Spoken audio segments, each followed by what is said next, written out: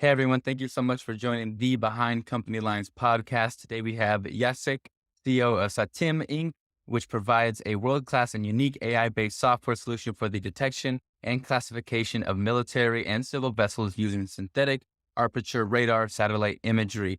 Jacek, thank you so much for joining the show. I'm really excited to chat with you. And really, it's funnily enough, we've had quite a few satellite forward kind of technology focused companies on the show already. So I'm learning more and more about the uses for different satellite and the way the industry kind of meld together when they're kind of fighting for access or looking for access of these technologies and hardware. So, but before we get into all that good stuff, what were you doing before you started SATIM? Yeah. So hi everyone. Hi Julian. Thanks for having me.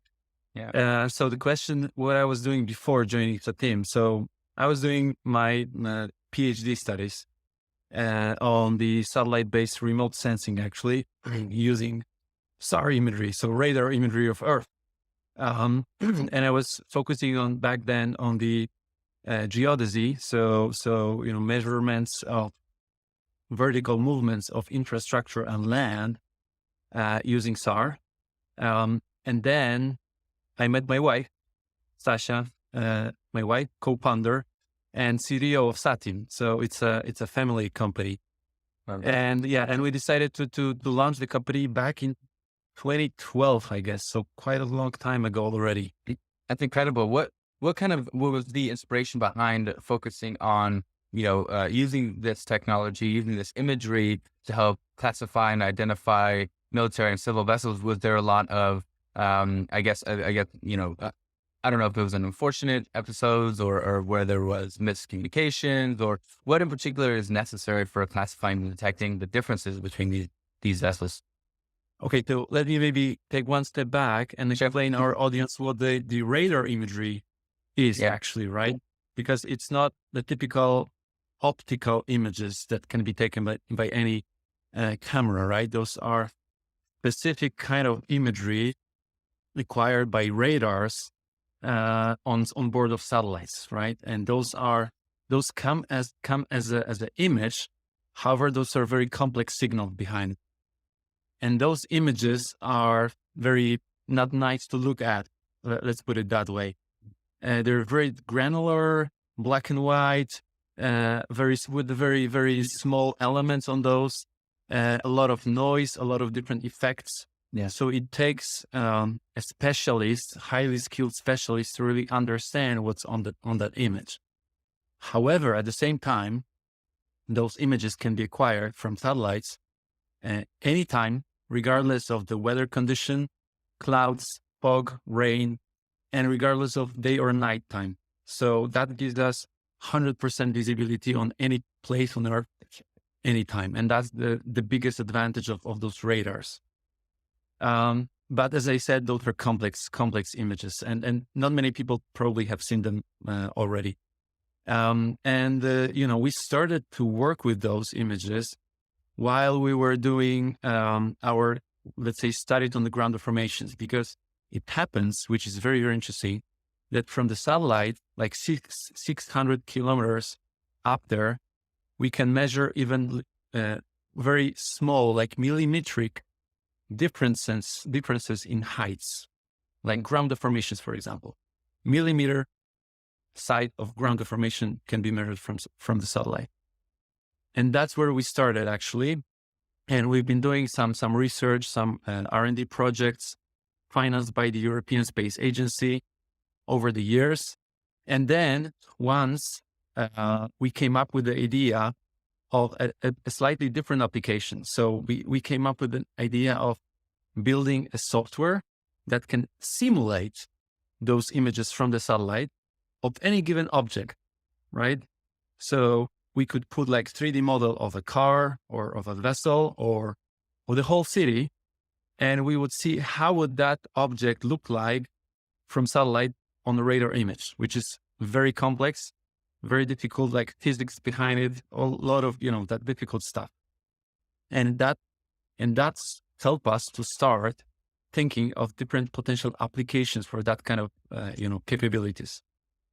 And then we have think that that can help us to automatize the process of detection and classification of objects on those SAR images. And that's how it, basically started. Yeah. Who uses the images and what are the different use cases you've seen for this type of information? Oh yeah, that's a good question. So as a lot of things, it originated with defense, right? And military applications. So those were the first users who were actually military. And I think there still are majority of consumers of the satellite radar images, because you can look, anytime, anywhere, basically. So that helps defense operate actually. And the problem, let's say, with the satellite SAR images up until like maybe a couple of years ago, was that any single image can cost a couple $1,000 or euros, or even more in some cases. Wow. So it's extremely difficult, right? Not everyone can afford. Mainly defense can afford, right? But actually, with the new constellations like ICEYE, Capella, Umbra, and some others, commercial constellations, those images become more and more affordable and can be used in many different applications, also including civil applications, security applications, commercial applications as well. Yeah.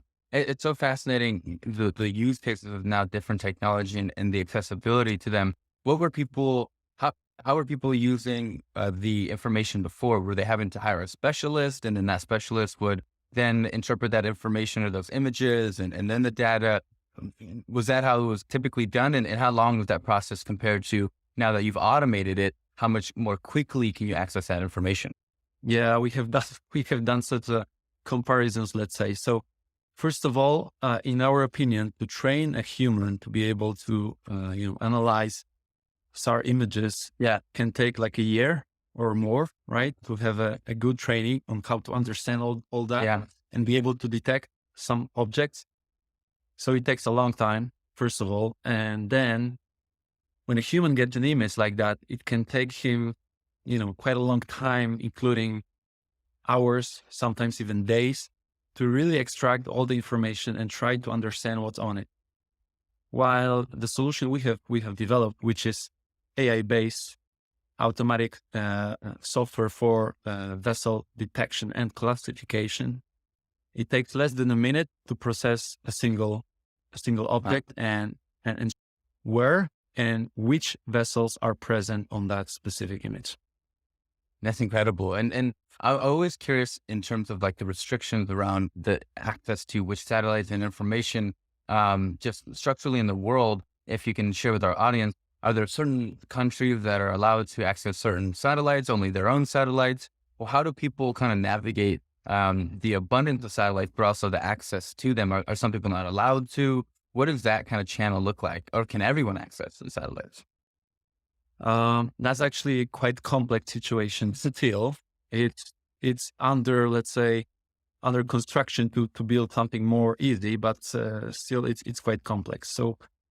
So we can start with the satellites that are governmental, that only governments have access to. We don't even know if they exist, right? So that's the first layer, I would say. Then there are as well governmental defense constellations that we are aware of, and we can reach out to and get some data, for example.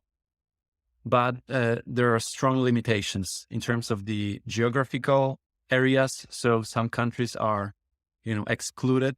Yeah. Let's take, all the war where war is going on. They probably don't want to share too much with everyone.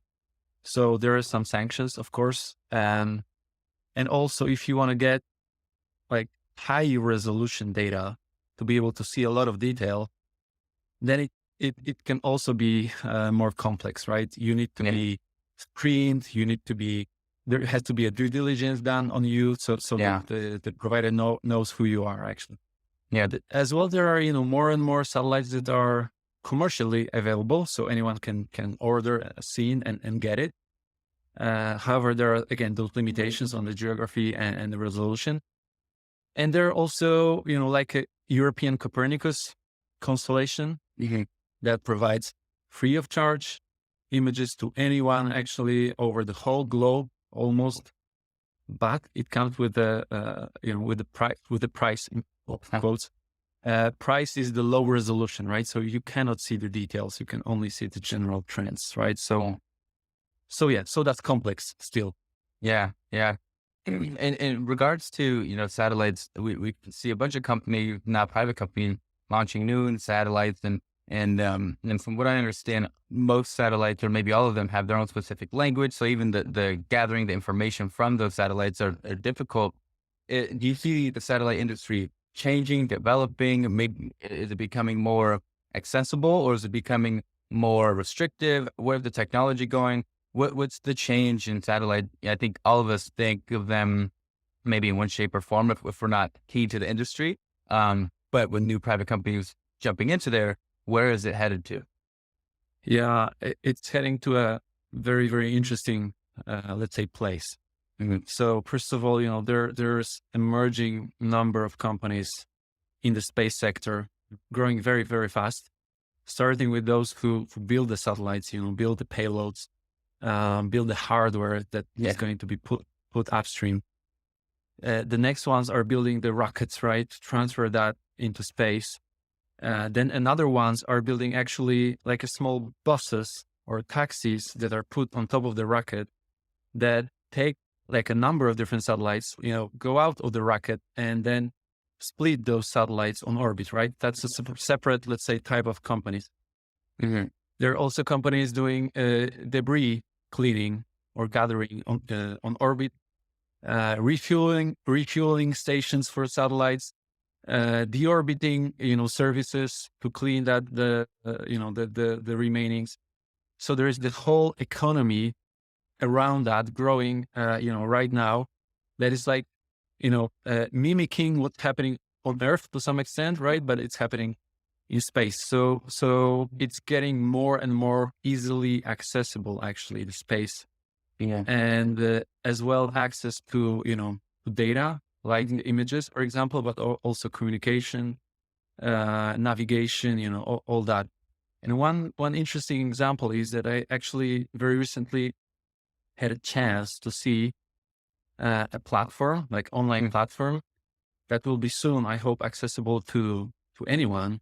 Yeah. And directly from that platform, the customer can task the satellite to take an image in a specific area, in any area, basically, with any parameters they want, and then get that image, automatically downloaded. So it's directly going to satellites, right? There's no middleman behind, between.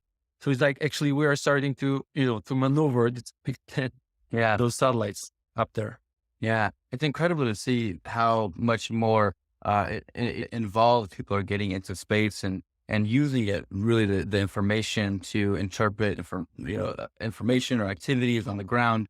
But shifting to your entrepreneurial journey, I know you said you were in research, and then you and your wife kind of decided to build this product. What's been challenging about not only the entrepreneurial journey and getting into it and learning from a very not practical point of view, but I guess one that is more high velocity, and then also managing a co-founder relationship with your partner. What did that process been like? Yeah, I like that question. It very often comes up, and just recently we have been on some meetings, and the introduction that was done to us was that there are two co-founders, husband and wife, and they're still talking to each other, right? Which is fantastic.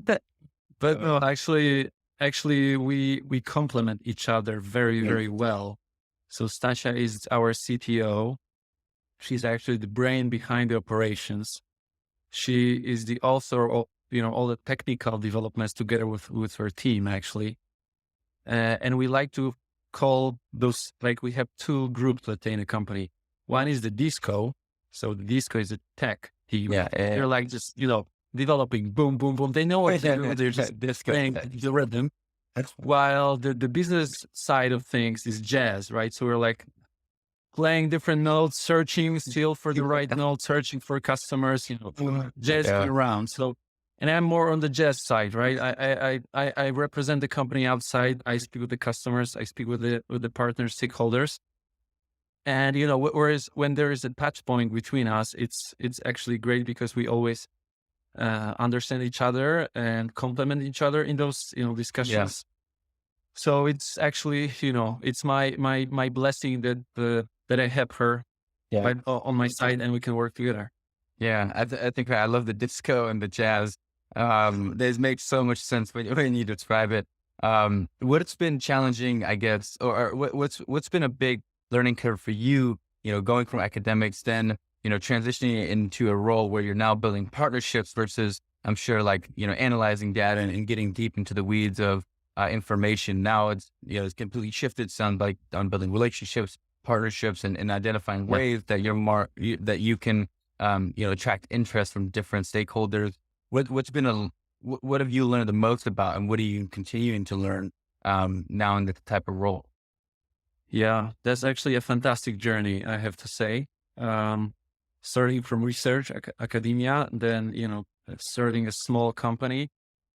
Just it was at the beginning, it was more like a lifestyle company, right? Doing some projects, developing the technology together, Mhm. and then starting to grow, right? Hiring new people, interfacing with different stakeholders, um, growing. But I have the feeling that it was always, at least on my side, that was my path, actually, Yeah. right? And my background is IT, right? So I was doing some programming, all that stuff. Um, and I think I liked it. I liked it definitely, but it wasn't, written to me to do it all my life, right? I think I needed more challenges, right? More Yeah. challenges on the way. So actually, all those challenges that have been in front of us and still are so exciting that, that's actually what I think I've ever wanted to do. Yeah. However, I'm not one of those, founders who were as a child, looking up and thinking, oh, I'm gonna have my company and it's gonna grow. It wasn't the dream of my life. It just, came up naturally, right?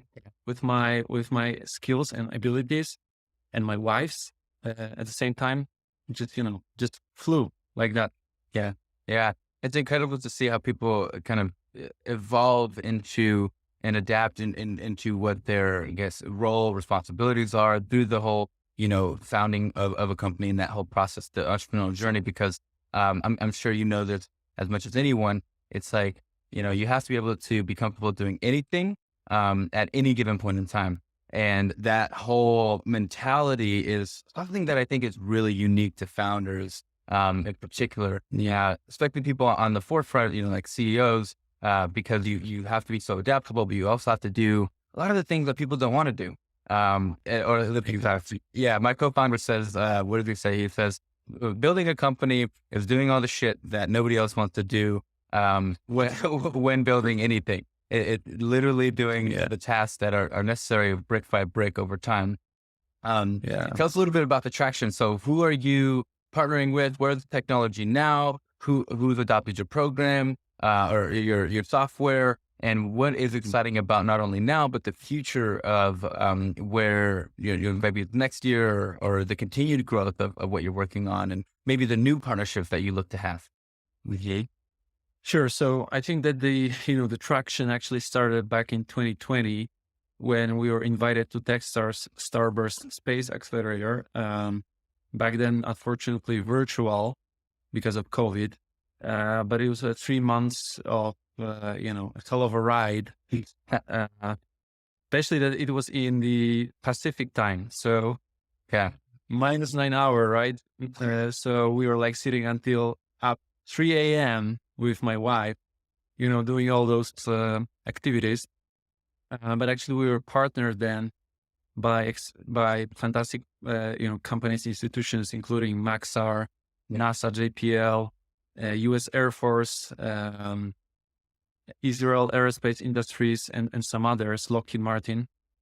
And it gave us such a boost and, such an understanding of the whole process and of the stakeholder picture that, it was an accelerator, as the name says, right?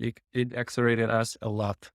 Yeah. And since then we have been, we have then found our problem solution fit, right? So we had that technology And then we figure out that it's going to be best applicable for maritime applications, right? Maritime object kind of detection and classification from the technology side. But as well, we have discovered that the maritime market in general is huge, right? 71% of Earth is water, so oceans and seas.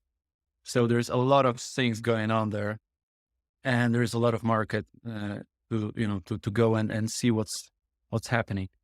But actually, we have started serving our, let's say, providing our software to defense industry, right at the beginning. So we've proven our value by providing the core technology to one of the defense primes.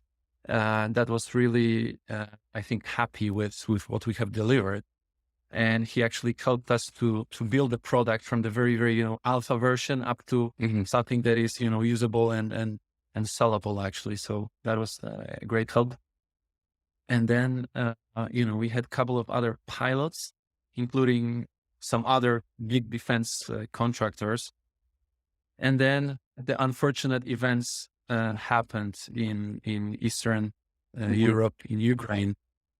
And we were also involved in some of those, let's say, helping activities, providing a sub-daily, monitoring service over some of those regions for the object detection classification. And that was a great, let's say, a great experience for us. It was unfortunate, but we thought, we had the feeling we are helping the good side and the good the good thing, right? So beside just making some money on top of that, I think we were doing the right thing, and we were so happy to help. So it also accelerated us a lot. Yeah, you see, I'm speaking about defense, and I'm quite vague, right? I'm not giving names, etc. Sorry for that. Most of that is under NDA, so I'm just giving you the whole picture. Yeah. But just recently, we have raised the seed round in March.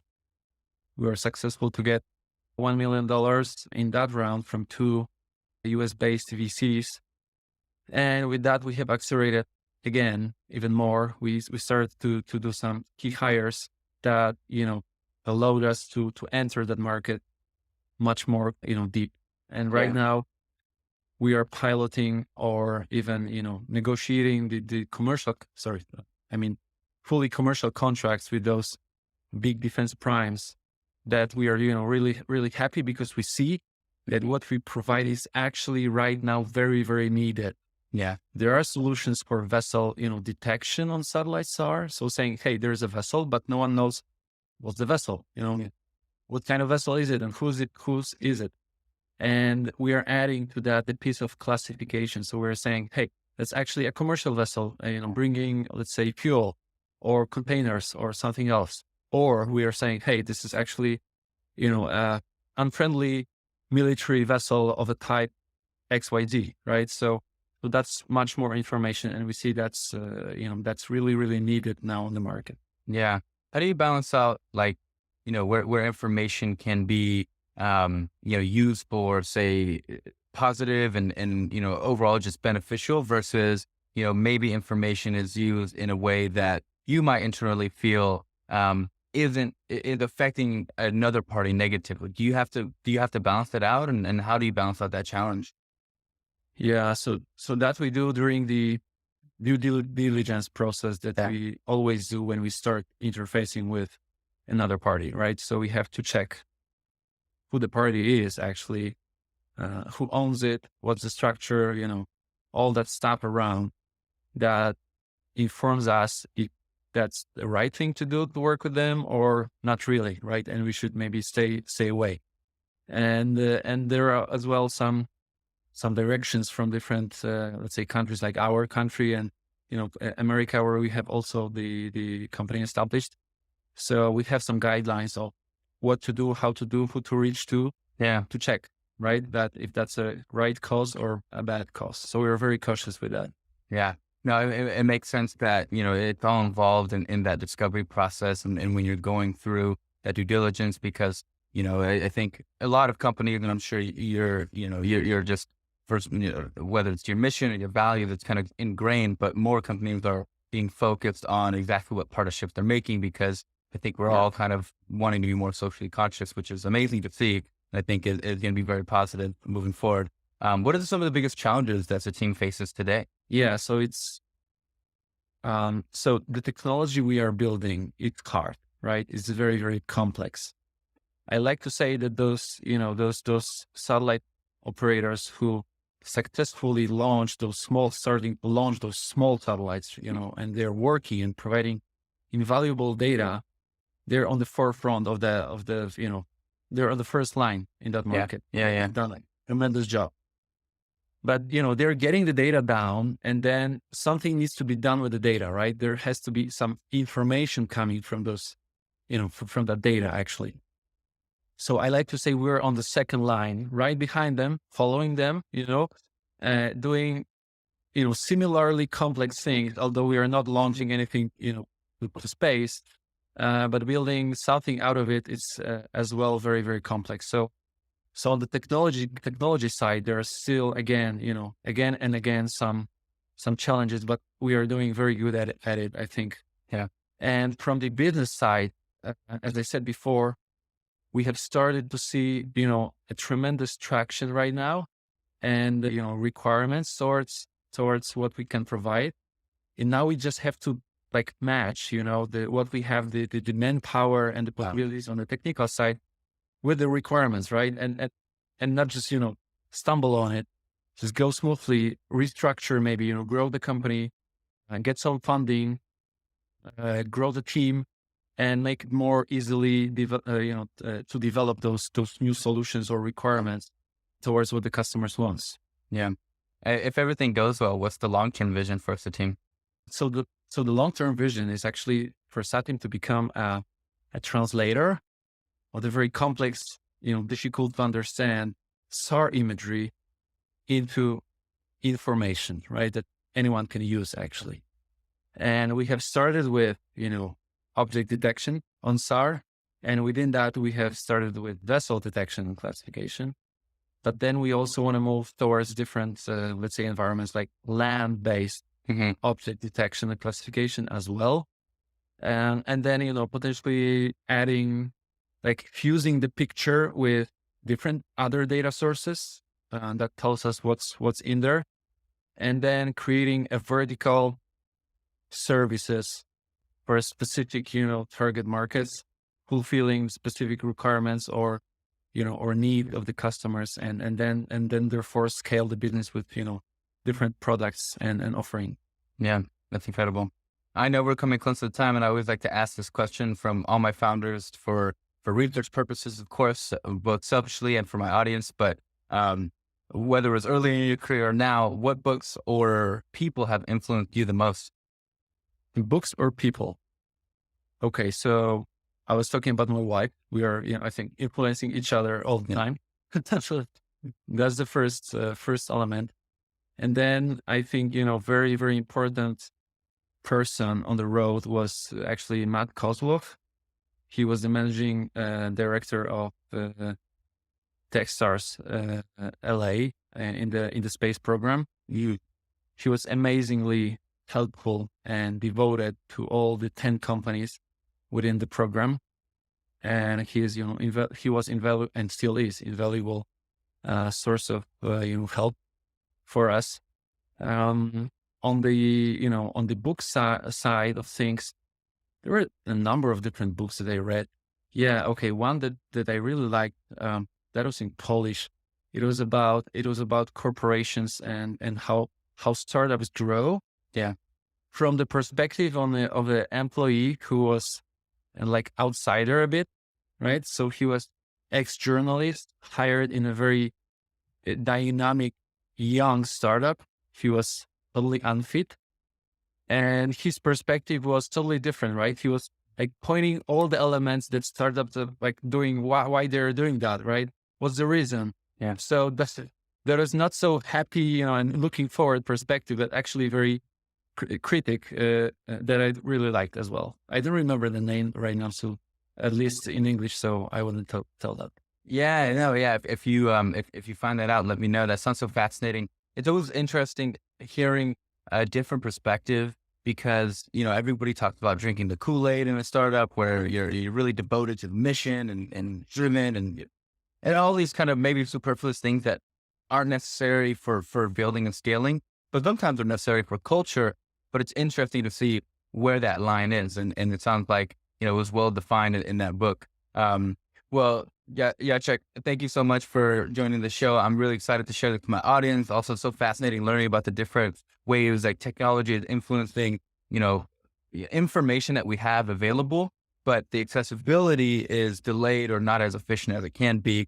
But last little bit before we leave the show here is let us know where we can get involved. Where can we find you? Where can we be part of the mission of the team? What are your LinkedIn's, your websites, your Twitters? Where can we be part of the mission and get involved? Sure. So we have, of course, the webpage, which is satim.co. Invite everyone to visit. We also have the LinkedIn profile. You can check us on LinkedIn, SATIM Inc. So you can always, check what's new. There's a lot of, stuff happening recently. So please check us out, at least on those two pages. I love that. Well, I hope you enjoyed yourself, but thank you again for joining the show and joining Behind Company Lines and sharing your story. Thank you, Julian. It was a pleasure to be here. Thanks. Yeah.